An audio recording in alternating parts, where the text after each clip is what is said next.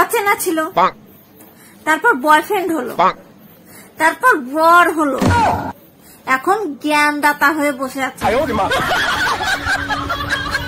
Friendship হোক কিংবা relationship, সব শিপই ওই একদিন টাইটানিক শিপের মতন ডুবে যায়। কেউ বাস দিলে রেগে যাবেন না, আগে বাসটা খুলে দেখবেন, কে বলতে পারে ভিতরে বিরিয়ানিও তো থাকতে পারে।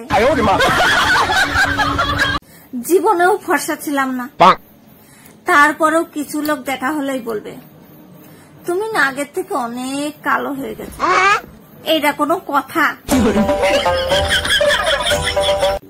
বল্টু ওর বন্ধুকে বলছে, জানিস কালকে না আমার ছেলের চোখে বালি পড়েছিল, ডাক্তার দিয়ে বের করতে গিয়ে 500 টাকা চলে গেল। ওর বন্ধু বলছে এ আর এমন কি, কালকে বেড়াতে বেরিয়ে আমার বউয়ের চোখে একখানা শাড়ি পরেছিল, কর করা 5000 টাকা পেরিয়ে গেল। যে যাকে পাচ্ছে তাকেই বিয়ে করে নিচ্ছে, মনে হচ্ছে যেন বিয়ের পর ডিসকাউন্ট চলছে। জীবন সঙ্গীকে হতে হবে ধৈর্যশীল আর ঠান্ডা মেজাজে, কেননা হুটহাট মাথা গরম তো আমার নিজেরই হয়ে যায়। যারা 31 ডিসেম্বরে ইংলিশ খেয়ে এনজয় করেছে তাদের কি উচিত না 31শে চৈত্রতে বাংলা খেয়ে বাংলার ভারসাম্য বজায় রাখা?